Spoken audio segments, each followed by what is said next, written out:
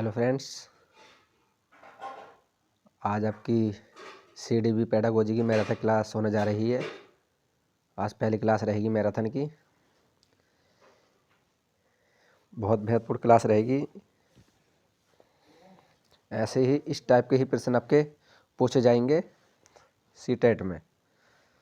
CDP marathon class. देखिए, पहले प्रश्न है आपका,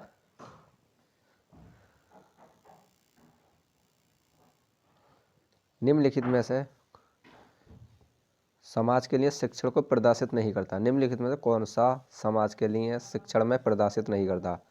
पहला आपका, नियम कैसे काम करता है। नियम कैसे काम करता है, इससे स्पष्ट करने हैं तो उदाहरण उपलब्ध कराने के लिए विद्यार्थियों को पढ़ना है। बी ऑप्शन है, समानता और अंतर देखने व साधारण व स्थापित करने के लिए निम्नलिखित की सहायता करना। सी ऑप्शन है आपका, विद्यार्थियों को एकांकी तथ्यों और क्रियाओं को याद करने के योग्य बनाना। आपका डी ऑप्शन है,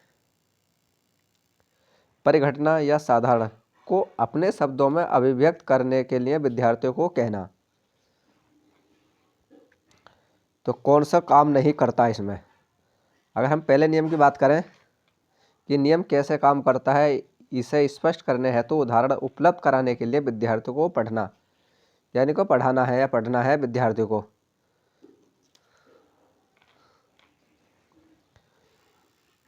निम्नलिखित में कौन सा समाज के लिए शिक्षण को प्रदर्शित नहीं करता?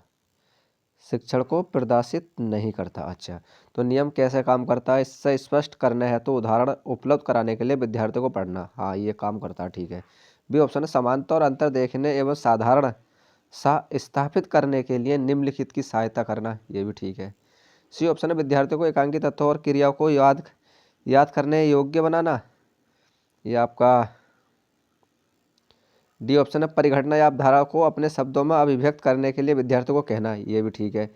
अगर इसकी हम बात कर लेते हैं तो अब विद्यार्थियों को एकांकी तथ्यों को, क्रिया को याद करने के योग्य तथ्यों को विद्यार्थी याद नहीं कर पाएगा, तो आपका सी ऑप्शन इसका सही है। आपका सी ऑप्शन सही है पहले का।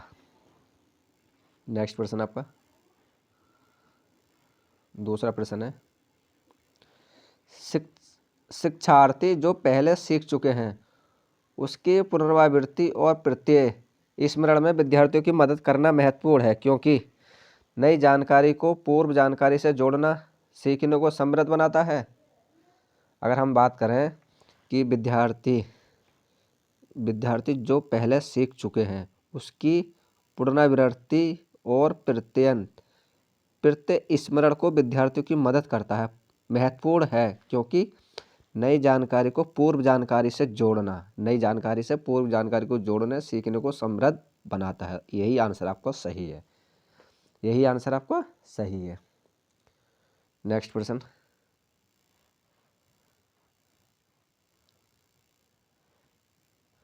निम्नलिखित में से कौन सा कथन सीखने के बारे में सही है?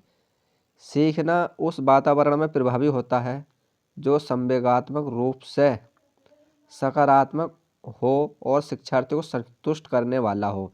अगर इसकी हम बात करें, देखिए, सीखना उस वातावरण में प्रभावी होता है जो संवेगात्मक रूप से सकारात्मक और शिक्षार्थियों को संतुष्ट करने वाला हो।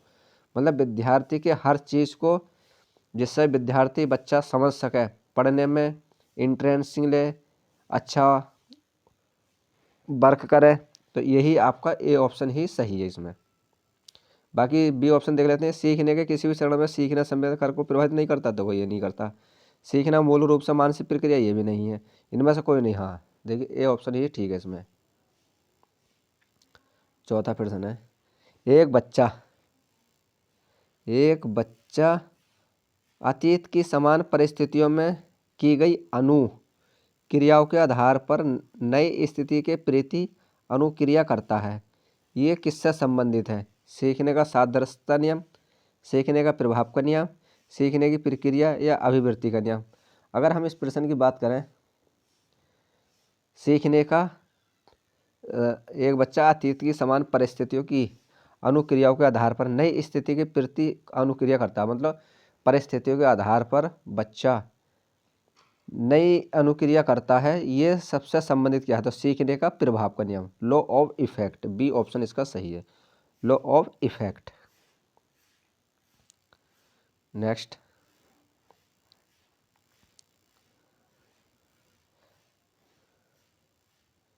सीखना समृद्ध हो सकता है यदि वास्तविक दुनिया से, सीखना समृद्ध हो सकता है यदि वास्तविक दुनिया से उदाहरण को कक्षा में लाया जाए, जिससे विद्यार्थी एक दूसरे से अंत क्रिया करें और शिक्षक उस क्रिया को सुगम बनाए।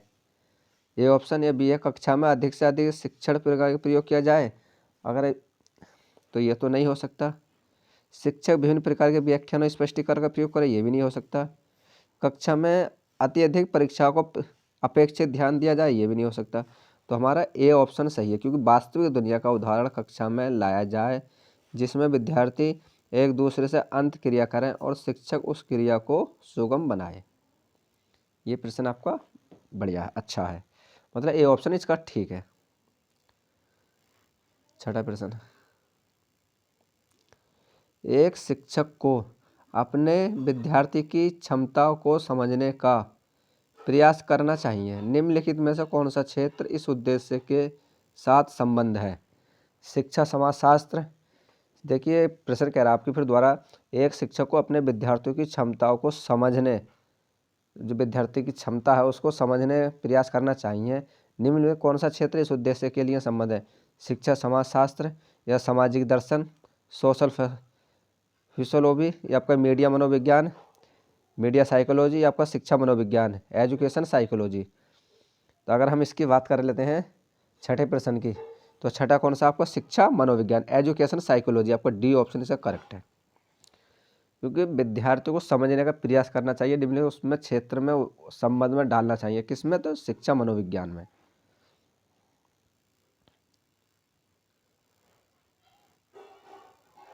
सातवें प्रश्न, शिक्षार्थियों को आत्म नियम सेल्फ रेगुलेशन की ओर संकेत करता है। शिक्षार्थियों के व्यवहार के लिए भी नियम बनाना, या विद्यार्थी निकाय द्वारा बनाए गए नियम, या स्वयं अनुशासन और नियंत्रण, आप अपने सीखने के स्वयं पर्यवेक्षण की योग्यता। तो अगर इसकी हम बात करें, विद्यार्थियों का आत्म नियम मतलब सेल्फ स्टडी या सेल्फ रेगुलेशन क्या है, तो उसमें किस पे संकेत करता है? विद्यार्थी जब अपना भी कुछ सेल्फ स्टडी करेगा तो आप सीखने का स्वयं पर्यवेक्षण करने की योग्यता आप रखते हो, आपके अंदर है। तो आपका डी ऑप्शन इसका सही है, क्योंकि विद्यार्थियों को सेल्फ स्टडी खुद ही करना चाहिए, खुद ही अपनी योग्यता बनानी चाहिए, खुद ही अपना टाइम करना चाहिए कि उसको क्या पढ़ना है, उसको क्या पढ़ना है। नेक्स्ट, आठवां प्रश्न,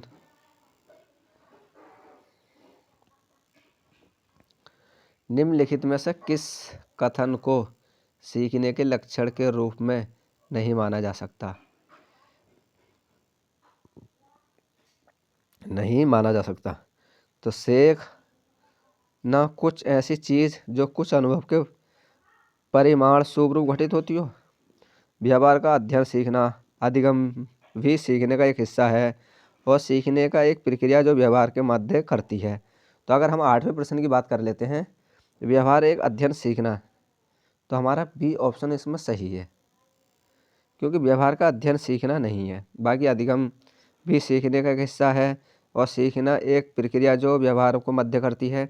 और सीखना कुछ ऐसी चीज़ है जो सीखना कुछ ऐसी चीज़ है जो कुछ अनुभव के परिणाम स्वरूप घटित होती है।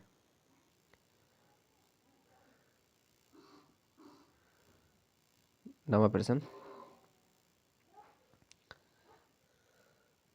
सिद्धांत के रूप में संरचनावाद। अब पहला प्रश्न आपका और ये ऑप्शन है, दुनिया के बारे में अपना दृष्टिकोण निर्मित करने में शिक्षार्थी की भूमिका पर बल देता है सिद्धांत के रूप में। बी ऑप्शन है, सूचनाओं को याद करना और पुनः स्मरण द्वारा जांच करने पर बल देता है, या शिक्षक प्रभुत्वशाली भूमिका पर बल देता है, या अनुकरण की भूमिका पर केंद्रित है। अगर हम नवे प्रश्न की बात कर लें तो दुनिया के बारे में अपना दृष्टिकोण निर्मित करने में शिक्षार्थी की भूमिका पर बल देता है। ए ऑप्शन इसका सही है। सिद्धांत के रूप में संरचनावाद दुनिया के बारे में अपना दृष्टिकोण निर्मित करने में शिक्षार्थी की भूमिका पर बल देता है। 10वां प्रश्न, विशेष रूप से प्राथमिक स्तर पर शिक्षार्थियों को सीखने संबंधी समस्याओं को संबोधित करने का सबसे सही तरीका है अक्षमता के अनुरूप विभिन्न शिक्षण पद्धतियों का प्रयोग करना। यह आपका बी ऑप्शन है। महंगी और चमकदार सहायक सामग्री का प्रयोग करना, ये तो नहीं कर सकते। सरल और रोचक पाठ्य पुस्तकों का प्रयोग करना, ये भी नहीं कर सकते। कहानी कथन पद्धति का प्रयोग करना, ये भी नहीं कर सकते। तो हमारा कौन सा आंसर सही होगा इसमें? तो हमारा ए ही ऑप्शन सही है, क्योंकि क्षमता के अनुरूप विभिन्न शिक्षण पद्धतियों का प्रयोग करना। देखो ये कह रहे हैं शिक्षा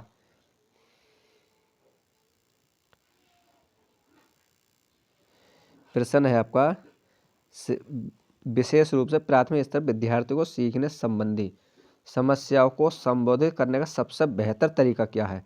तो यह है अक्षमता के अनुरूप, मतलब जितनी बच्चे की क्षमता है, और विभिन्न शिक्षण पद्धतियों का प्रयोग करना चाहिए। ये आंसर आपका करेक्ट है इसका।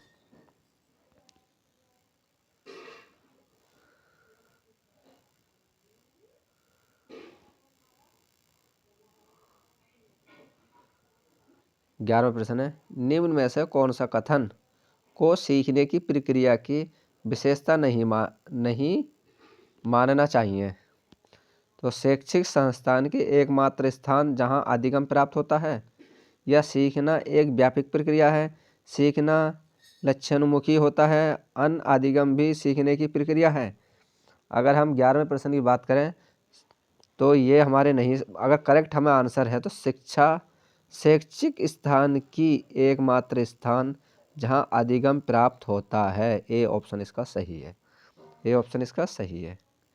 नेक्स्ट प्रश्न 12वां, सीखने के अंतर्दृष्टि सिद्धांत को निम्नलिखित में से किसने बढ़ावा दिया?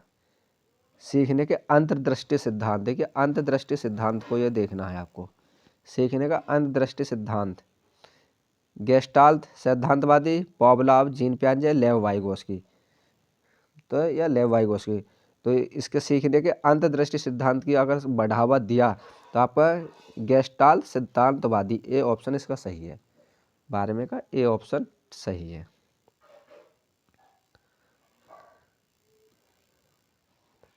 13वां प्रश्न, अधिगम के प्रक्रम में अभिप्रेरणा है सीखने वाली स्मृति की तेज बनाता है, यह पुराने अधिगम से नए अधिगम को प्रभावित करता है? नहीं। एक दिशीय रूप से सोचने में सीखने वालों को प्रस्तुत करता है, नए सीखने वालों में अधिगम के लिए रुचि का सृजन करता है। नए सीखने वालों में, देखिए नए सीखने वालों में अधिगम के लिए रुचि का सृजन करता है, और डी ऑप्शन बिल्कुल करेक्ट है। देखिए आपका सीडीपी बहुत इजी है। अगर आप नए हो हमारे यूट्यूब चैनल को सब्सक्राइब कर लेना। आज के बहुत महत्वपूर्ण प्रश्न रहेंगे आपकी हर परीक्षा के मद्देनजर रखते हुए, चाहे आपका सी टेट हुआ, सुपर टेट हुआ, कोई सा भी टेट रहा आपका, एमपी या छत्तीसगढ़ टेट, कोई सा भी टेट, बहुत महत्वपूर्ण प्रश्न है। इस क्लास को अधिक से अधिक रिपीट कर लेना, बहुत खास प्रश्न ही है आपके लिए। 14वां प्रश्न, बचपन के संप्राप्ति दृष्टिकोण की मान्यता है। बचपन के दृष्टिकोण की मान्यता है, बहुत तरीके से बच्चों को वयस्कों को बराबर होता है? नहीं, ये नहीं है। बच्चों को युवा प्राप्त वयस्कों के रूप में सबसे अच्छा माना जाता है?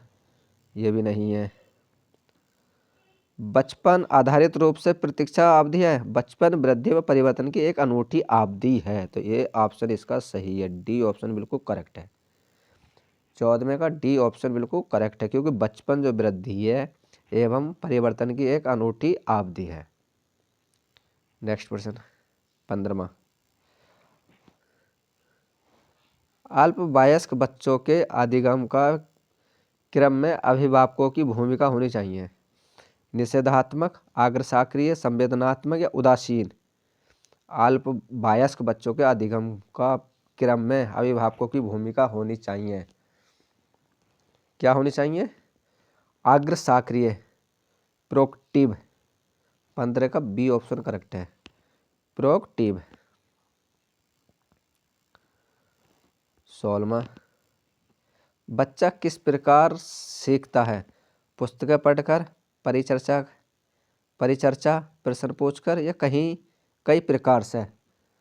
अगर हम इसकी बात करें 16वें प्रश्न की, तो बच्चा कई प्रकार से सीख सकता है। आपका डी ऑप्शन बिल्कुल करेक्ट है इसका। बच्चा किसी प्रकार से सीख सकता है। ये पुस्तकें पढ़ के कोई सीखेगा, परिचर्चा भी नहीं सीखते, उसका कहीं भी वो कुछ ना कुछ सीख सकता है। तो हमारा आंसर कई प्रकार से वो सीख सकता है बच्चा। नेक्स्ट, निम्न में से सर्वोत्तम कौन सा एक अच्छा अध्यापक है?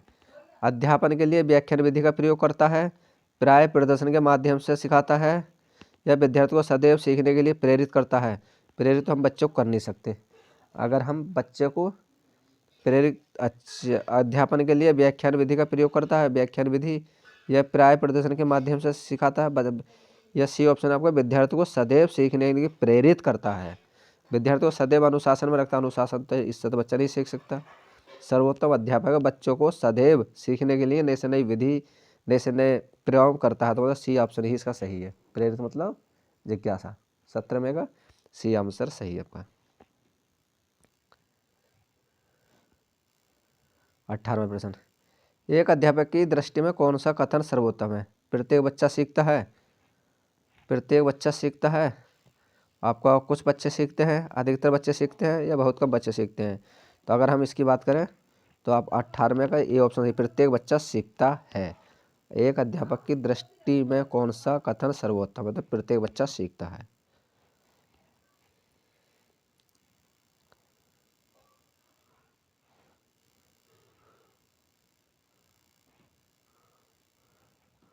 उन्नीसवां प्रश्न,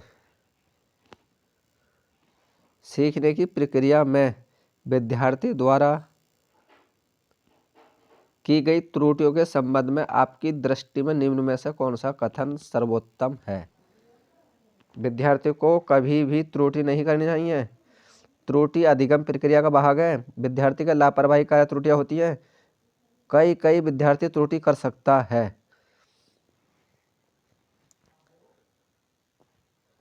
तो त्रुटि अधिगम प्रक्रिया का भाग है, मतलब ए बिल्कुल बी ऑप्शन करेक्ट, क्योंकि त्रुटि से ही बच्चा सीखता है। बी ऑप्शन बिल्कुल करेक्ट है इसका।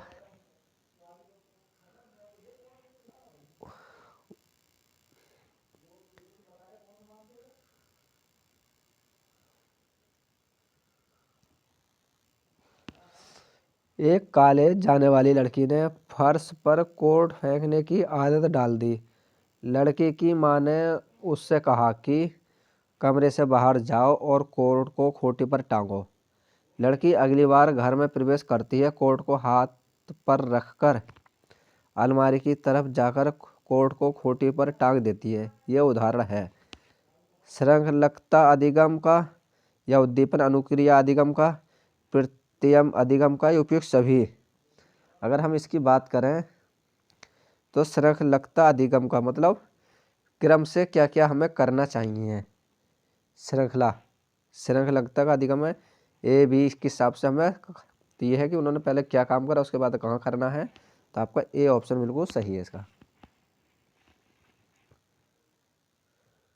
20 का ए ऑप्शन ठीक है। 21वां, अधिगम को प्रभावित करने वाला व्यक्तित्व कारक है। संचार के साधन, अधिगम को समवयस्क समूह, अध्यापक, या परिपक्वता एवं आयु। अगर हम अधिगम को प्रभावित करने वाले कारक की बात करें तो आपका परिपक्वता एवं आयु, डी ऑप्शन बिल्कुल सही है, परिपक्वता एवं आयु। परिपक्वता एवं आयु।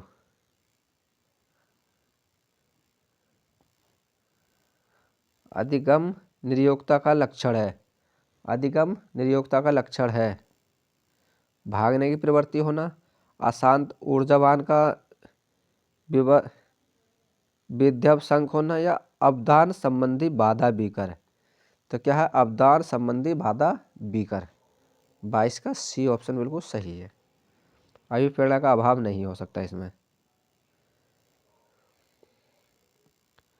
23वां प्रश्न है आपका,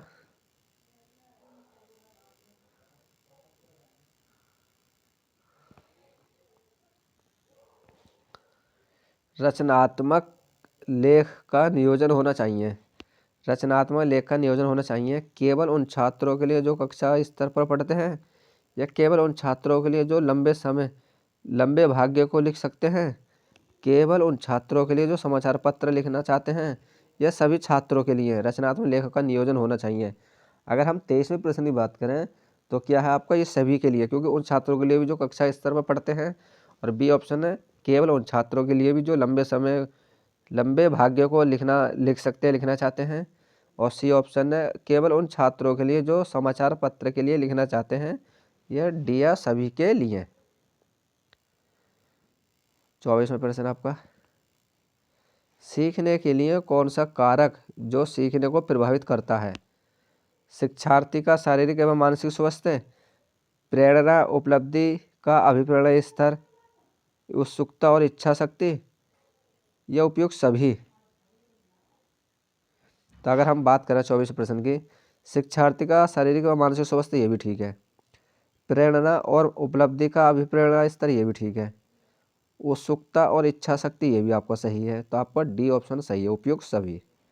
क्योंकि सीखने के लिए कौन से कारक को सीखना प्रभावित कर सकते हैं, क्योंकि बच्चा देखिए अगर उस बच्चे का शरीर व मानसिक स्वास्थ्य है तो वो कुछ ना कुछ अच्छा ही सीखेगा। कहावत सुनी होगी कि स्वस्थ शरीर में स्वस्थ मस्तिष्क विकास करता है।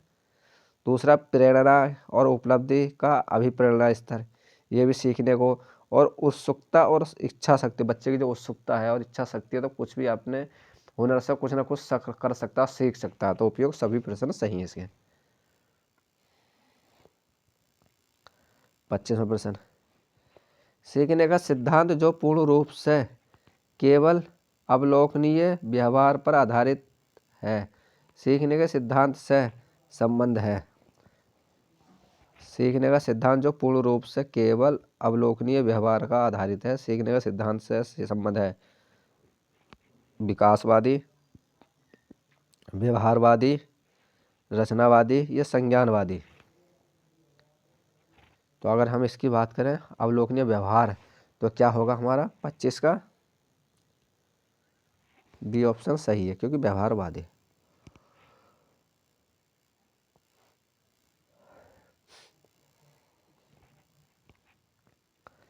शिक्षार्थियों को के लिए प्रोत्साहित नहीं करना चाहिए।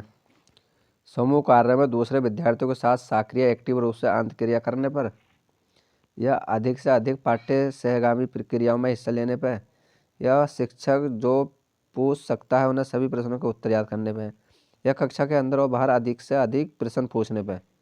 अगर हम 26वें प्रश्न की बात करें, प्रोत्साहित नहीं करना चाहिए समूह कार्य में, देखिए तो आपका समूह ए ऑप्शन, समूह कार्य में दूसरे विद्यार्थियों के साथ सक्रिय एक्टिव रूप में शब्द कर सकते हैं, ये भी है।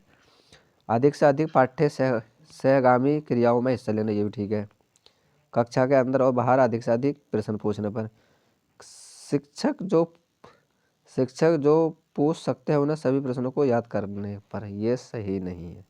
प्रोत्साहन, ये ऑप्शन सी ऑप्शन सही है इसका, प्रोत्साहन नहीं करना चाहिए। 27वां प्रश्न, निम्नलिखित में से कौन सा रचनात्मक आकलन के लिए उचित उपकरण नहीं है। मौखिक प्रश्न, छात्र परीक्षा, प्रश्नोत्तरी और खेल, या दत्ता कार्य असेसमेंट नहीं है। आकलन के लिए उचित उपकरण नहीं है तो मौखिक प्रश्न, या छात्र परीक्षा, या प्रश्नोत्तर खेल, या दत्ता कार्य। अगर हम 27वें प्रश्न की बात करें तो मौखिक खेल भी है,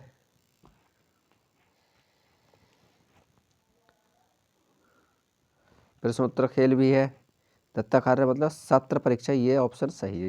ये नहीं है इसमें, ये नहीं है। नेक्स्ट, विद्यार्थियों को सीखने में जो रिक्तियां रह जाती हैं उनके निदान के बाद होना चाहिए। सघन अभ्यास कार्य, सभी पाठों को व्यवस्थित रूप से दोहराना, यह शिक्षार्थी और अभिभावकों को उपलब्ध के बारे में बताना, या समुचित उपचारात्मक कार्य। तो इसका आपका उपचारात्मक कार्य, तो 28 का आपका डी ऑप्शन सही है। डी ऑप्शन सही है, समुचित उपचारात्मक कार्य।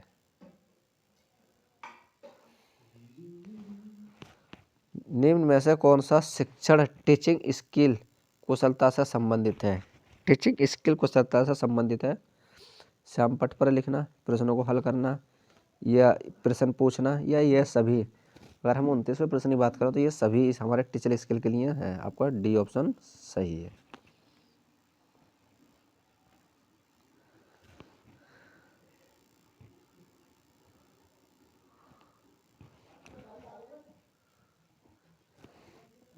को अनुप्रेरित शिक्षण के एक संकेत के रूप में विवेचन किया जाता है, कंसिडरेट किया जाता है। कक्षा में अधिकतम उपस्थिति, शिक्षण द्वारा दिया गया उपचारात्मक कार्य, या शिक्षार्थियों द्वारा प्रश्न पूछना, या कक्षा में पूर्ण निर्भरता, शिक्षण द्वारा दिया गया उपचारात्मक कार्य। तो हमारा अगर प्रश्न की बात करें 30वें प्रश्न की, तो 30वें प्रश्न का आपको शिक्षार्थियों द्वारा प्रश्न पूछना, सी ऑप्शन ठीक है इसका। क्योंकि अनुप्रेरित शिक्षण के एक संकेत के रूप में विवेचन करता है, क्योंकि अधिक से अधिक क्लास में प्रश्न पूछना, शिक्षार्थियों द्वारा प्रश्न पूछना।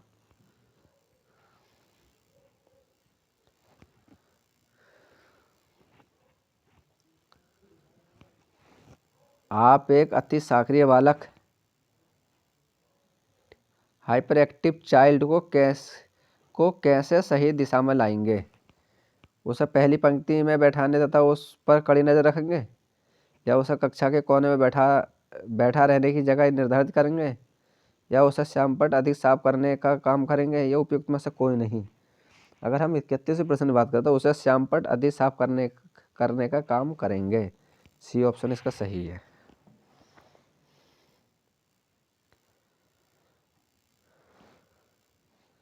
एक अभिभावक आपसे विद्यालय में मिलने के लिए कभी नहीं आता। आप बच्चों की उपेक्षा करेंगे, अभिभावक को लिखेंगे, या आप स्वयं उनसे मिलने जाएंगे, या बच्चों को दंड देंगे? ये नहीं हो सकता। तो सी ऑप्शन सही है, क्योंकि आप स्वयं उनसे मिलने जाएंगे, सी ऑप्शन ठीक है।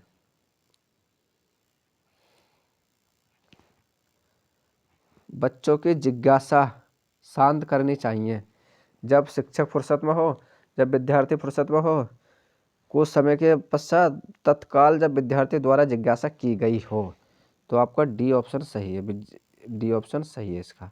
क्योंकि तत्काल, अगर टीचर बच्चा कुछ पूछ रहा है, टीचर अगर क्लास में जवाब नहीं दे पाएगा तो बच्चों की जिज्ञासा अधूरी रह जाती है, जिससे बच्चे कहते हैं कि इनसे या कुछ नहीं आता, बच्चों का मन फीका हो जाता है। जब भी बच्चों को पूछा था तुरंत जवाब देना चाहिए टीचर को, तत्काल विद्यार्थी द्वारा जिज्ञासा की गई हो।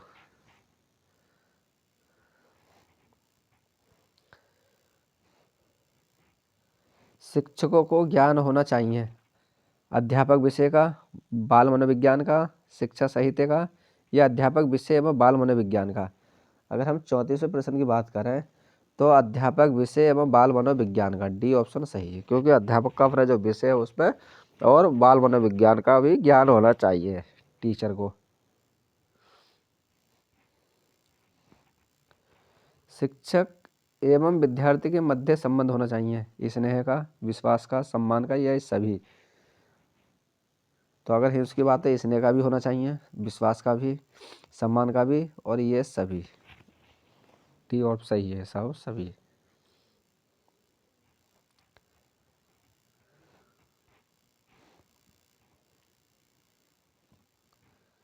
एक अच्छा अध्यापक विद्यार्थियों को मध्य बढ़ावा देता है, प्रतियोगिता की भावना को, सहयोग की भावना को, प्रतिदात्मिक की, रेवलरी भावनाओं को, तटस्थ की भावनाओं को। अगर एक अच्छा अध्यापक प्रतियोगिता के, अगर अध्यापक विद्यार्थियों को मध्य बढ़ावा देता है, तो अगर हम 36वें प्रश्न की बात करें तो सहयोग कारपोरेशन की भावना को, ये सही है, सहयोग कारपोरेशन भावना को। बी ऑप्शन सही है इसका।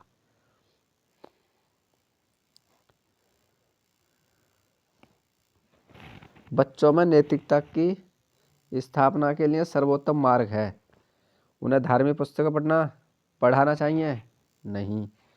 शिक्षक का आदर्श रूप से व्यापार करना, या उनका मूल्य शिक्षा पर मूल्यांकन करना, या उन्हें प्रातकालीन सभा में उपदेश देना?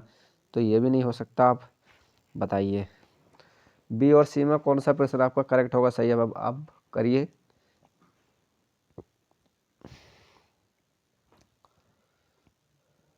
तो शिक्षा का आदर्श रूप में व्यापार करना, अगर 37 प्रश्न की बात करें हम, तो बी ऑप्शन सही है, क्योंकि शिक्षा का आदर्श रूप में व्यापार करना। सी ऑप्शन बी ऑप्शन ठीक है इसका।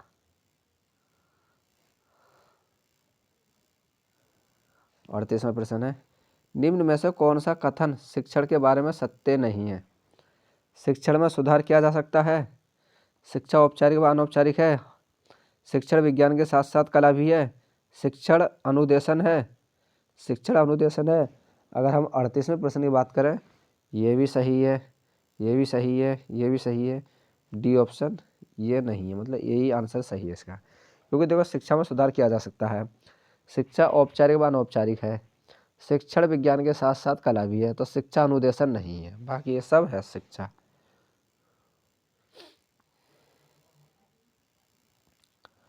39वां प्रश्न, निम्न में से कौन सा व्यवहार भावनात्मक बाधा को प्रदर्शित नहीं करता? बाल अपराध, कमजोरों को डराने वाला, या भगोड़ापन, या स्वाधीनता? बाल अपराध को प्रदर्शित नहीं करता। अगर हम 39वें प्रश्न की बात करें, तो आप बाल अपराध स्वाधीनता को नहीं करता। डी ऑप्शन इसका सही है। भावनात्मक बाधा को प्रदर्शित नहीं करता था हमारा स्वाधीनता, एटिस्म नहीं है ये।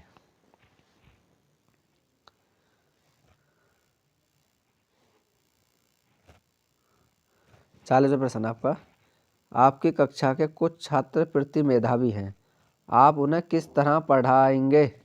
कक्षा के साथ, उच्च कक्षा के साथ, समृद्धि कारण कार्यक्रमों के द्वारा?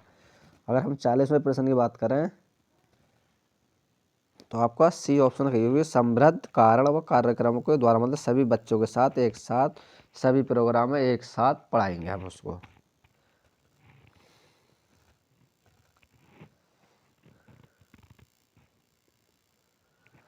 आप एक कक्षा में शिक्षक के तौर पर छात्रों को प्रेरित करते हैं, निर्देश निर्धारित कर, श्यामपट्ट का प्रयोग कर, दृष्टांत उदाहरण के द्वारा, या छात्रों की सक्रिय भागी द्वारा? छात्रों को भागी द्वारा। तो इसकी हम बात करें, छात्रों की भागी सागी द्वारा, ये भी है आपका ऑप्शन। और आपका, तो इसकी हम बात कर लेते हैं, श्यामपट्ट का प्रयोग करके, ये ठीक है। और आपका छात्रों की सक्रिय भागी द्वारा, ये सही है। तो आपका बी और आपको डी ऑप्शन सही है, क्योंकि निर्देश निर्धारित करके ये तो नहीं है, दृष्टा उदाहरण द्वारा ये भी नहीं हो सकता, तो हमारे बी और डी है। तो बी और डी देखते हैं हमारा कहाँ है, बी और D, A D B D, तो आपका बी डी तीसरा ऑप्शन सही है इसका, तीसरा सही है।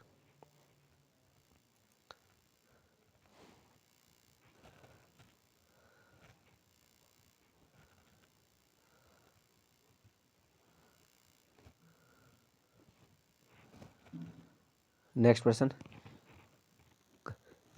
यहाँ कहा जाता है कि शिक्षक को समाधान सम्मान होना चाहिए, इसका अर्थ है उसके पास पर्याप्त मात्रा में पैसा और संपत्ति होनी चाहिए, वह ट्यूशन न पढ़ा सके? नहीं, ये नहीं है। उसका उच्च अधिकारियों के संपर्क होना चाहिए ताकि कोई उसे हानि न पहुँचा, ये भी नहीं है।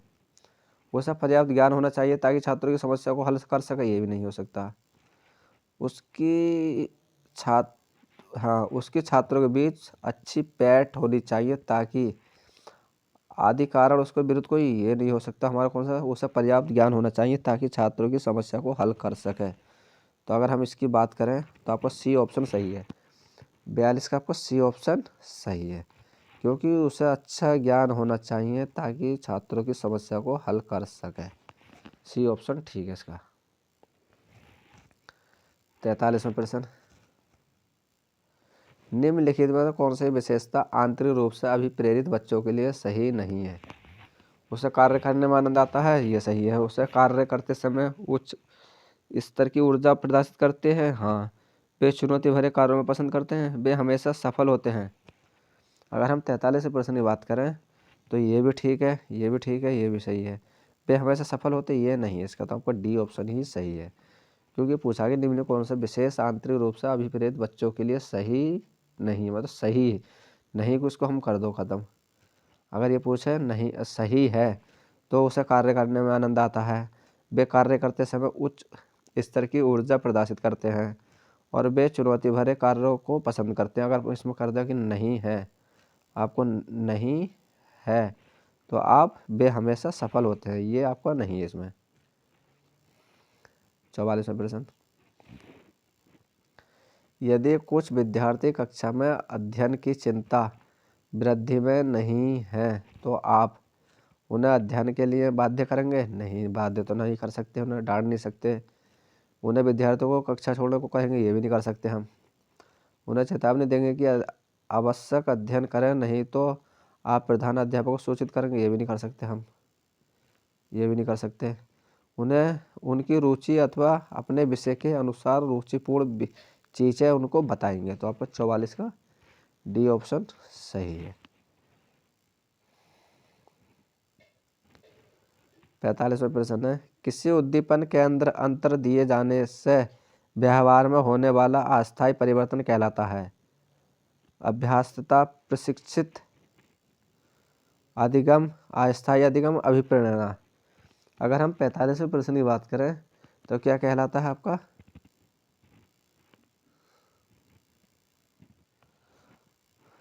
किसी भी केंद्र या अंतर दिए जाने वाले व्यवहार में होने वाले अस्थायी परिवर्तन कहलाता है आपका अभ्यासता, प्रशिक्षित।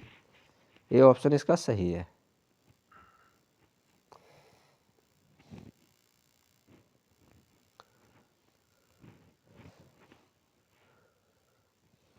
मानसिक रूप से स्वस्थ अध्यापक की विशेषता क्या है? वे संवेदनात्मक रूप से संतुलित है, उसे अपने विषय का गहन ज्ञान है, वे अत्यधिक संवेदनशील है, उसे सख्त अनुशासन पसंद है। अगर हम मानसिक रूप से स्वस्थ अध्यापक की अगर हम बात करें तो वह अत्यधिक संवेदनशील है, तो हमारा क्या होगा इसका? 46 का आपका वे संवेदनात्मक रूप से संतुलित है, संवेदनशील नहीं होगा, संवेदन रूप से संतुलित है। ए ऑप्शन इसका सही है अगर हम अध्यापक की बात करें अपने। तो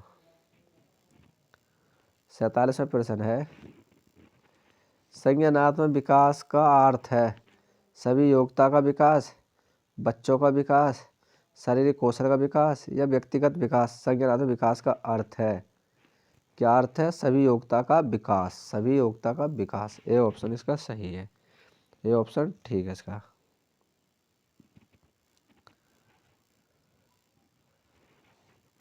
48वां प्रश्न है, शिक्षा का किंडरगार्टन पद्धति का प्रतिपादन किया था? टीपी नन ने, स्पेंसर ने, फ्रोवेल ने या आपका मॉन्टेस्नी ने? तो अब शिक्षा का किंडरगार्टन की बात करें तो आपका प्रश्न 48 में की बात कर लेते हैं। तो 48 का आपका है फ्रोवेल ने। किसने किंडरगार्टन पद्धति का प्रतिपादन किया था? किसने किया था? फ्रोवेल ने। सी ऑप्शन सही है, फ्रोवेल ने।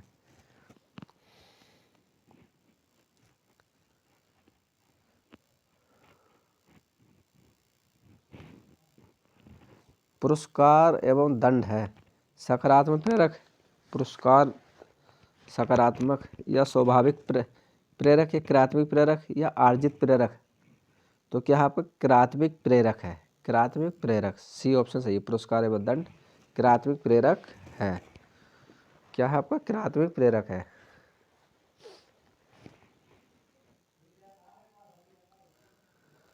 50वां प्रश्न,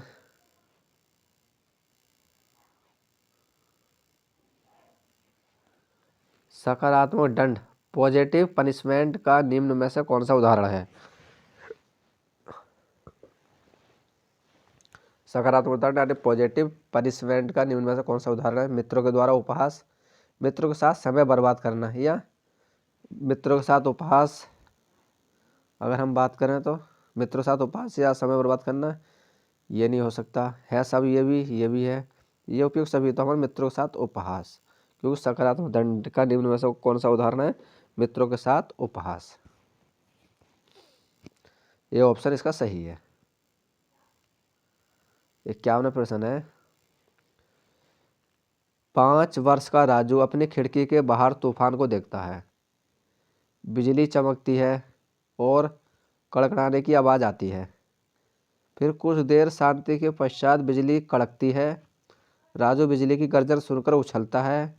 राजू का उछलना निम्नलिखित में से सीखने के लिए सिद्धांत का उदाहरण है। शास्त्रीय अनुबंध का सिद्धांत या क्रिया प्रसूत अनुबंधन। तो इसको हम क्या कहेंगे? शास्त्रीय अनुबंधन का सिद्धांत। ए ऑप्शन ठीक है इसका। ए ऑप्शन सही है।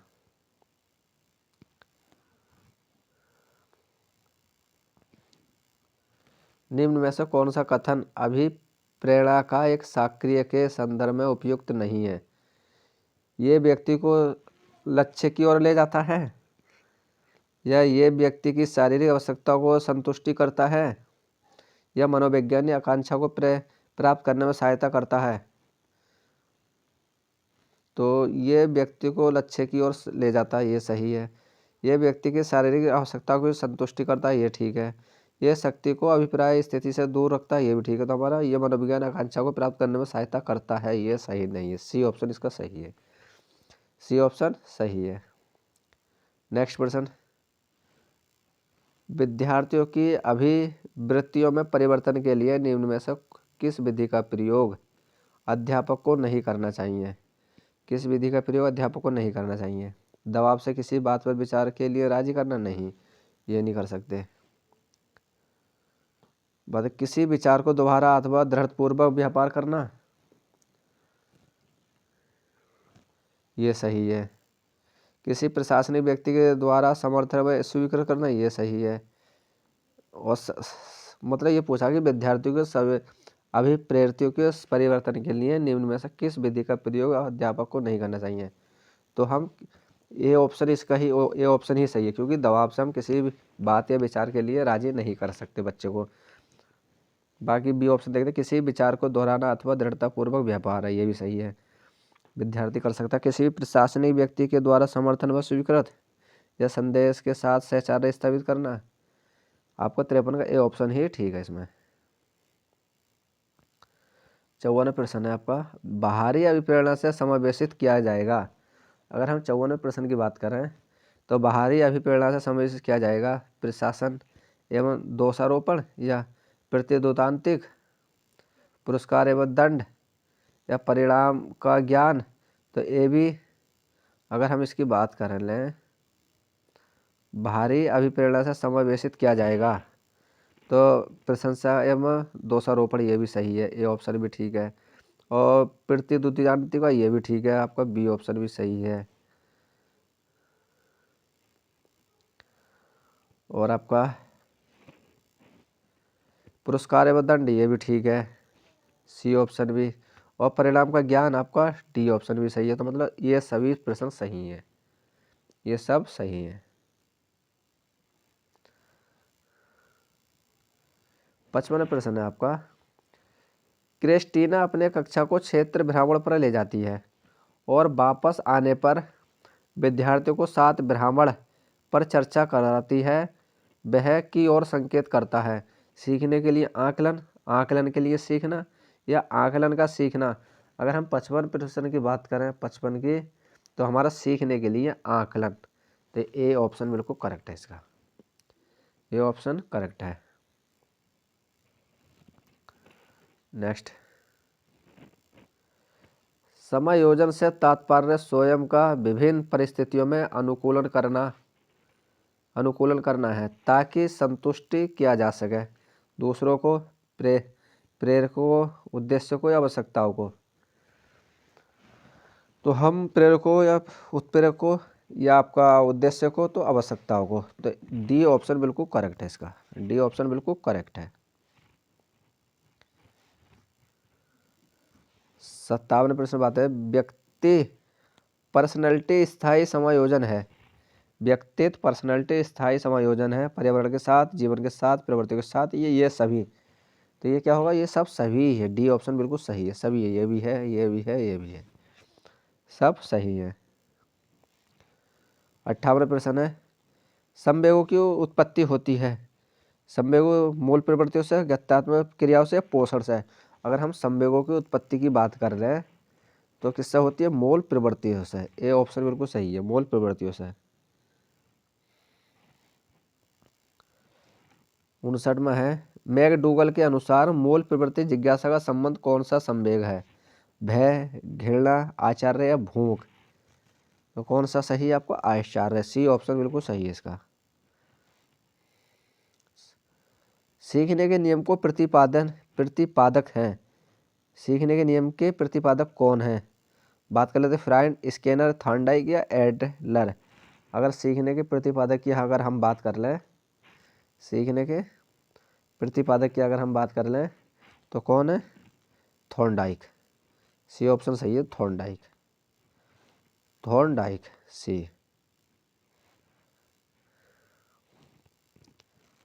व्यक्तित्व विकास की अवस्था है, आदिगम वृद्धि, व्यक्तित्व वृत्त अध्ययन या उपचारात्मक अध्ययन। यानी कि व्यक्तित्व विकास की अवस्था है। अगर अवस्था की बात करें तो अधिगम एवं वृद्धि, ये ऑप्शन सही है इसका, अधिगम एवं वृद्धि। किस मनोवैज्ञानिक के अनुसार सीखने का मतलब ज्ञान निर्माण करना है, स्किनर, पियाजे, थॉर्नडाइक या लेव वाइगोस्की। तो क्या है इसके, पियाजे। मतलब किस मनोविज्ञान के अनुसार सीखने का मतलब ज्ञान निर्माण करना है, तो पियाजे ने ये कहा था, पियाजे।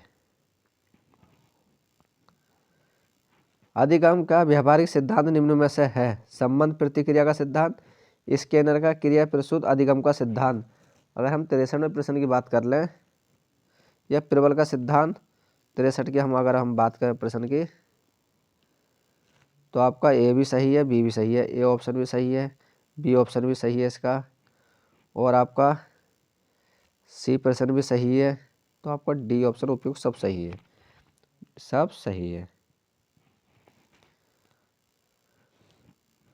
सीखने की प्रोजेक्ट विधि किस अवस्था के लिए उपयोगी है, बाल्यावस्था, पूर्व बाल्यावस्था, किशोरावस्था या उपयुक्त सभी। अगर सीखने की प्रोजेक्ट विधि की अगर हम बात करते हैं तो कौन सी अवस्था की सही है, तो कौन सा सही है, उपयुक्त सभी। डी ऑप्शन सही है, क्योंकि ये भी है, ये भी है, ये भी, सब सही है। नेक्स्ट 65वां प्रश्न, निम्नलिखित में से जन्मजात अभिप्रेरक कौन है। निम्नलिखित में से जन्मजात अभिप्रेरक कौन है, निंद्रा है, खेल है, प्रशंसा है, क्रोध है। अगर हम जन्मजात की बात करें, जो हमारे जन्म में ही है, तो हमारा निंद्रा, क्या नींद आना, ये जन्मजात है। बाकी खेलना, प्रशंसा, क्रोध ये हमारे जन्मजात नहीं होते, ये हमारे जन्मजात नहीं होते। कभी कभी जन्मजात भी हो सकते हैं मगर ये नहीं होते।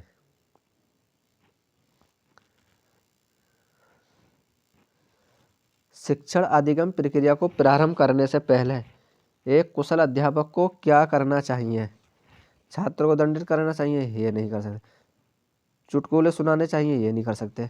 अधिगम परिस्थितियों उत्पन्न करनी चाहिए, अधिगम परिस्थितियाँ उत्पन्न करनी चाहिए।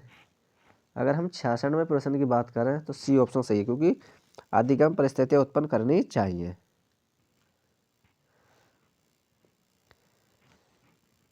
स्मिथ ने शिक्षण को त्रिध्रुवी प्रक्रिया में कार्यवाहक माना है, अभिभावकों को, शिक्षक को, शिक्षार्थियों को, पाठ्यक्रम को।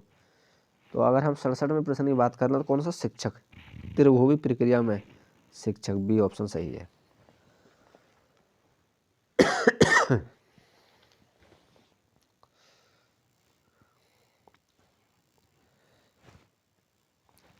नवीन ज्ञान तथा नवीन प्रक्रियाओं का आयोजन करने की प्रक्रिया अधिगम प्रक्रिया है, ये कथन है थॉर्नडाइक का, वुडवर्थ के, गैने का या हॉल का। 68वें प्रश्न की बात करें तो कौन सा, वुडवर्थ का, बी ऑप्शन सही है।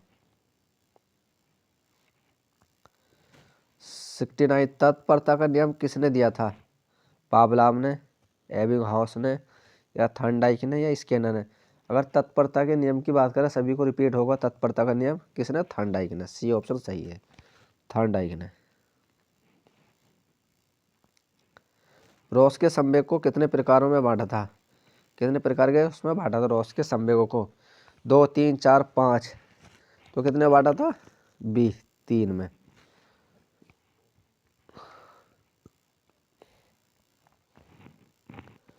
अभिप्रेरणा की व्याख्या जन्मजात मूल प्रवृत्तियों के आधार पर की जा सकती है।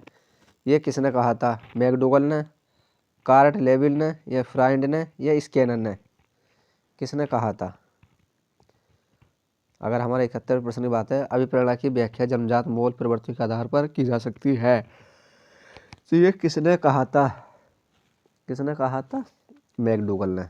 ये ऑप्शन सही है। जन्मजात मूल प्रवृत्तियों के आधार पर की जा सकती है, तो मैकडूगल ने कहा था ये। निम्न में से कौन सा जन्मजात प्रेरक नहीं है? भूख, प्यास, आदत, नींद जन्मजात नहीं है। तो भूख, प्यास, आदत, तो हमारी ये अगर 72 की प्रश्न बात तो सी ऑप्शन सही है, क्योंकि आदत हमारी जन्मजात नहीं है। बाकी ये जन्मजात है, ये जन्मजात है, ये जन्मजात है। आदत तो ये ऐसी है जैसे हम आदत डालेंगे वैसे ये डल जाएगी, ये जन्मजात नहीं है। शिक्षण के आधार पर शिक्षण के आधार कितने प्रकार, कितने चर के हैं? या शिक्षण के आधार पर किसके कितने चर हैं? 1, 2, 3, 4। कितने चर हैं? तो आपको 3, सी ऑप्शन सही है, 3। विद्यार्थी व्यक्तित्व भिन्नता प्रदर्शित करता है, अतः शिक्षक को अधिगम की एक समान प्राप्ति पर बल देना चाहिए, सीखने के विभिन्न अनुभव को उपलब्ध कराना चाहिए। तो अगर हम 74 प्रश्न की बात करें तो सी और बी ऑप्शन सही है, क्योंकि सीखने के विभिन्न अनुभवों को उपलब्ध कराना चाहिए। बी ऑप्शन बिल्कुल सही है। 75वां है, लेव वाइगोस्की बच्चों को सीखने में निम्नलिखित में से किसका कारक की महत्वपूर्ण भूमिका पर बल देता है? सामाजिक, आनुवंशिक, नैतिक या शारीरिक? अगर लेव वाइगोस्की अगर हम बात कर लेते हैं 75 प्रश्न की,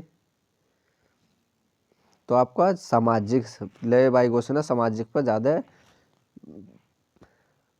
महत्व या सिद्धांत दिया था, सामाजिक क्रिया। ए ऑप्शन ठीक है इसका। एक शिक्षक अपने शिक्षार्थियों के विभिन्न अधिगम शैली को संतुष्ट करने के लिए विविधतापूर्ण कार्यों का उपयोग करती है, वह किससे प्रभावित है? पियाजे के संज्ञानात्मक विकास के सिद्धांत से, कोलबर के नैतिक विकास के सिद्धांत से, या गार्डन के बहुबुद्धि सिद्धांत से, लेव वाइगोस्की के सामाजिक संस्कृति सिद्धांत से? तो वो किससे, एक बार फिर दोबारा प्रश्न रिपीट कर लेते हैं। एक शिक्षिका अपने विद्यार्थियों को विभिन्न अधिगम शैलियों को, अगर अधिगम शैलियों की बात कर लेते हैं हम, अधिगम शैलियों को संतुष्ट करने के लिए विविधतापूर्ण कार्यों का उपयोग करती है, वह किससे प्रभावित है? वह किससे प्रभावित है? पियाजे के संज्ञानात्मक विकास के सिद्धांत, या कोलबर के नैतिक विकास के सिद्धांत, या गार्डन के बहुबुद्धि सिद्धांत, या लेव वाइगोस्की के सामाजिक संस्कृति सिद्धांत? तो अगर हम इस प्रश्न की बात कर लेते हैं तो किससे है? गार्डन के बहुबुद्धि सिद्धांत से। सी ऑप्शन सही है, क्योंकि गार्डन के बहुबुद्धि सिद्धांत से। 77वां प्रश्न है, शिक्षण अधिगम पर बल देने वाला परिवर्तन हो सकता है परीक्षा परिणाम पर केंद्रित होकर, बाल केंद्रित शिक्षा पद्धति अपनाकर। देखिए, शिक्षण अधिगम पर बल देने वाला परिवर्तन हो सकता है परीक्षा परिणाम पर केंद्रित होकर, या बाल केंद्रित शिक्षा पद्धति अपनाकर।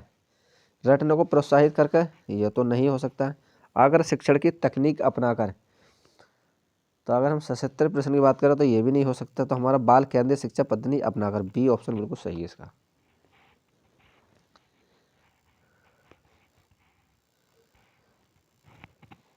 प्राय शिक्षार्थी को त्रुटियों की ओर संकेत आती है। शिक्षार्थी को सामाजिक आर्थिक स्तर, वे कैसे सीखते हैं, आंतरिक अभ्यास की आवश्यकता, या सीखने की अनुपस्थिति? या सीखने की अनुपस्थिति, तो यह है आंतरिक अभ्यास की आवश्यकता। सी ऑप्शन बिल्कुल करेक्ट है इसका। नेक्स्ट, शिक्षण अधिगम प्रक्रिया में व्यक्तिगत रूप से ध्यान देना महत्वपूर्ण है, क्योंकि ये ऑप्शन है, बच्चों की विकास दर भिन्न होती है और विभिन्न तरीकों से सीख सकता है। तो ये ऑप्शन ही इसका सटीक है, क्योंकि शिक्षण अधिगम प्रक्रिया में व्यक्तिगत रूप से ध्यान देना महत्वपूर्ण है, क्योंकि बच्चों की विकास दर भिन्न होती है और विभिन्न तरीकों से बच्चा क्या है, सीखता है। बच्चा सीखता है। देखिए, शिक्षार्थी हमेशा समूह से बनाकर सीखते हैं, देखो ये बिल्कुल नहीं है। शिक्षक प्रशिक्षण कार्यक्रम में ऐसा ही बताया जाता है, ये भी नहीं है। फिर इसमें प्रत्येक शिक्षार्थी को अनुशासित करने के लिए शिक्षक को बेहतर अवसर, ये भी नहीं है। देखो 80वें प्रश्न है, निम्नलिखित में से कौन सा सीखने का क्षेत्र है? व्यावसायिक, अनुभविक, भावनात्मक या आध्यात्मिक? कौन सा क्षेत्र ऐसा है कि जहाँ पर सीखता, तो क्या है, अनुभविक। बी ऑप्शन बिल्कुल करेक्ट है।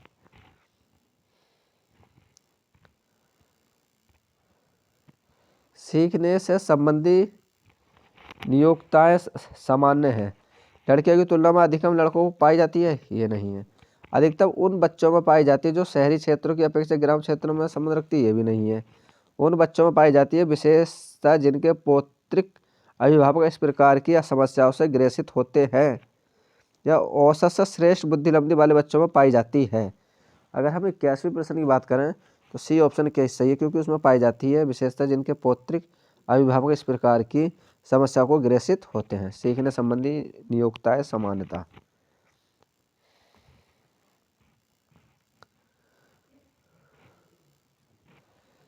शैक्षिक क्षेत्र में निष्पादन के आधार पर शैक्षणिक क्षेत्रों में निष्पादन के स्तर को बढ़ाने का औचित्य स्थापन किस आधार पर किया जा सकता है? एक व्यक्ति विभिन्नताओं को संतुष्ट करके, या बी ऑप्शन है, यह हास्याकृत महत्वहीन विद्यार्थियों के लिए प्रीतिपूर्वक भेदभाव की नीति का अनुगमन करता है। अगर हम 82वें प्रश्न की बात कर लेते हैं तो ये व्यक्तिगत विभिन्नताओं को संतुष्ट करता है, ए ऑप्शन सही है। अनुगमन नहीं करता, ये भी नहीं। ये सार्वभौमिक धाराओं को सुनिश्चित करता नहीं, और ये हाथ से किए जाने वाले श्रम के प्रति सम्मान विकसित करता है, ये भी नहीं है।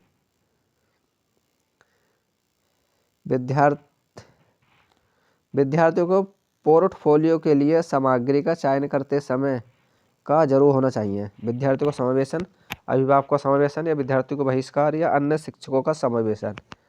अगर हम 83वें प्रश्न की बात कर लेते हैं तो 83 विद्यार्थियों का समावेशन, ए ऑप्शन बिल्कुल सही है। इसका ए ऑप्शन बिल्कुल सही है।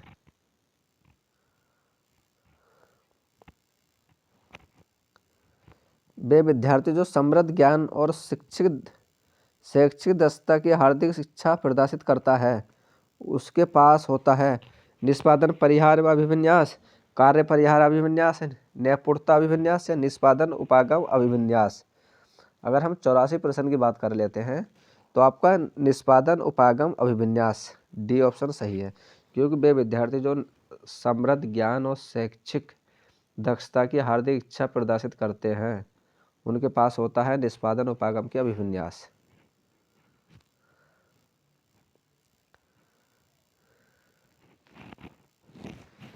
शिक्षक के अलावा निम्नलिखित में से सभी को करते हुए समस्या समाधान को विद्यार्थियों के लिए मज़ेदार बना सकता है। जब विद्यार्थी स्वयं से कोई कार्य करने की कोशिश कर रहे हो तो उनसे परिपूर्णता की अपेक्षा करना।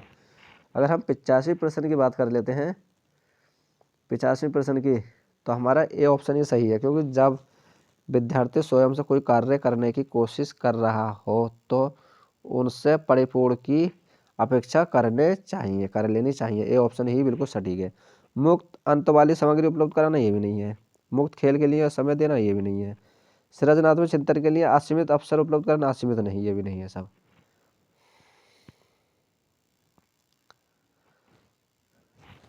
निम्नलिखित में से अंत विषय अनुदेशन का सर्वोत्तम लाभ है कि विद्यार्थियों को सीखे गए नए ज्ञान को बहु संदर्भ में अनुप्रयोग करने और सामान्यकृत करने के अवसर दिए जाते हैं। यह भी ऑप्शन है। प्रकरणों की व्यवस्था जिन्हें परंपरागत पाठ्य चर्चाओं से संबोधित किए जाने की आवश्यकता है, शिक्षकों के अभिभूत होने की कम संभावना होती है। या सी ऑप्शन है, विद्यार्थियों में विभिन्न विषय क्षेत्रों में विषय प्रकरणों के प्रति नापसंदगी विकसित होने की कम संभावना होती है। डी ऑप्शन है, पाठ्य योजना बनाने और गतिविधियों में शिक्षक के अधिक लचीलापन की अनुमति। तो अगर हम 86वें प्रश्न की बात कर लें तो 86वें का आपका ए ऑप्शन ही सही है, क्योंकि विद्यार्थियों को सीखे गए नए ज्ञान को बहु संदर्भ में अनुप्रयोग करने और सामान्यकृत करने के अवसर दिए जाते हैं। 87वां प्रश्न है, एक सशक्त विद्यालय अपने शिक्षक में निम्नलिखित योग्यताओं में से किसे सर्वाधिक बढ़ावा देगा? प्रतिस्पर्धात्मक अभिवृत्ति या परीक्षण करने की प्रवृत्ति या स्मृति या अनुशासित स्वभाव या अनुशासित स्वभाव। तो कौन सा प्रश्न आपको सटीक होगा इसमें? तो प्रतिस्पर्धा अभिवृत्ति, ए ऑप्शन सटीक है इसका। निम्नलिखित में से कौन सा सीखने के लिए अधिगम रूप से अभिप्रेरित करता है? बहुत सरल या कठिन लक्ष्य का चयन करने की प्रवृत्ति, लक्ष्य को प्राप्त करने में व्यक्तिगत संतुष्टि। अगर हम 28वें प्रश्न की बात कर लें तो आपको लक्ष्य को प्राप्त करने की व्यक्तिगत संतुष्टि, बी ऑप्शन बिल्कुल सटीक है। 89वां प्रश्न है, सीखने के लिए आकलन निम्नलिखित का ध्यान सिवाय विद्यार्थियों की आवश्यकता, विद्यार्थियों की त्रुटियां, विद्यार्थियों की अधिगम शैलियां। अब विद्यार्थियों की अधिगम शैलियां तो विद्यार्थियों की आवश्यकताएं, ए ऑप्शन बिल्कुल सटीक है। संवेग व्यक्ति की उत्तेजित दशा है, ये कथन निम्नलिखित में से किसका है? पियाजे, वुडवर्थ का, बैलेंटाइन का या रॉस का? अगर हम 90वें प्रश्न की बात करें तो वुडवर्थ का, बी ऑप्शन बिल्कुल सटीक है इसका, वुडवर्थ का। संज्ञानात्मक विकास के 4 चरणों में संवेदी पेशीय, पूर्व सक्रियात्मक, स्थूल मूल सक्रियात्मक और औपचारिक सक्रियात्मक की पहचान किया गया है। गेलहार्ड द्वारा, स्टर्ड द्वारा, हार्लॉक द्वारा या पियाजे द्वारा? तो अगर हम 91% बात करें तो पियाजे द्वारा, क्योंकि संवेदी पेशियां, मूल सक्रियात्मक, स्थूल मूर्त और सक्रियात्मक और औपचारिक सक्रियात्मक किसकी? पियाजे के द्वारा। अधिगम क्षमता की निम्नलिखित में से किसे प्रभावित नहीं है? किसे प्रभावित नहीं है? देखिए, नहीं है होती। अनुवांशिकता, अधिगम के वातावरण, प्रशिक्षण व राष्ट्रीय प्रशिक्षण या शिक्षण या राष्ट्रीयता। अगर हम 92 की बात कर लेते हैं, 92 प्रश्न की, तो ये राष्ट्रीयता की नहीं होती, डी ऑप्शन। बाकी ये सही है, ये सही है, ये सही है, डी ऑप्शन सही है इसका।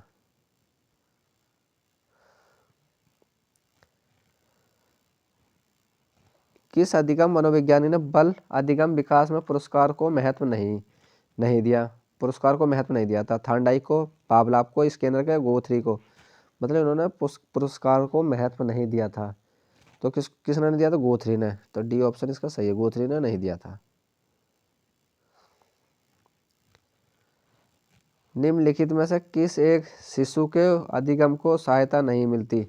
अनुकरण में, अभिप्रेरणा को, या स्कूल का बस्ता, या पुरस्कार? अगर हम 94 प्रश्न की बात करें तो सी, स्कूल का बस्ता, सी ऑप्शन बिल्कुल सटीक है।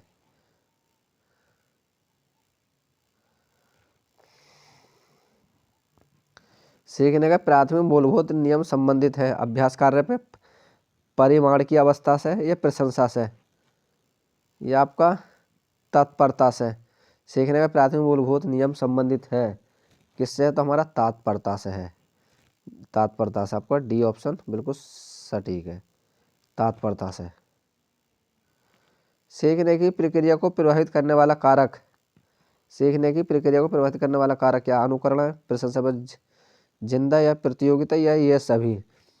अगर हम इसकी बात कर ले 96 प्रश्न की, तो आपका अनुकरण भी है, प्रशंसा में जिंदा भी है, प्रतियोगिता भी है। आपका डी ऑप्शन बिल्कुल सारे हैं सभी। नेक्स्ट प्रश्न, बालकों के सीखने में प्रेरणा को किस रूप में उपयोगी माना जाता है? बालकों के व्यक्तित्व का आधार, पुरस्कार व दंड, पुरस्कार व दंड तो नहीं, प्रशंसा व भात्सान, या उपयुक्त सभी? अगर हम 97 प्रश्न की बात करें, 97 की, तो सीखने प्रेरणा को किस रूप से उपयोगी माना जाता है? अगर उपयोगी माने की बात जा रही है तो अगर उपयोग सभी, तो डी ऑप्शन की, क्योंकि इसको भी ये भी सब सही है। ये रहे दोस्तों आज के बहुत महत्वपूर्ण प्रश्न आपके CDP प्लस पेडागोजी। अगर आप इसकी PDF प्राप्त करना चाहते हैं हमारे, तो आप हमारे टेलीग्राम चैनल को सब्सक्राइब कर लेना, क्योंकि हमारे जो टेलीग्राम चैनल का डिस्क्रिप्शन इसके नीचे, वीडियो के नीचे मिल जाएगा। और आज की क्लास आपकी बहुत महत्वपूर्ण प्रश्न रहे हैं। इसमें हर परीक्षा में बार बार पूछे जाने वाले प्रश्न रहे हैं आपके ये। कल देखते हैं कल टॉपिक क्या लेकर आते हैं। अगर मैराथन क्लास होगी तो मैराथन देखेंगे, नहीं तो कुछ ना कुछ टॉपिक अच्छा लेकर आएंगे कल भी दोस्तों। बाय दोस्तों, टेक केयर।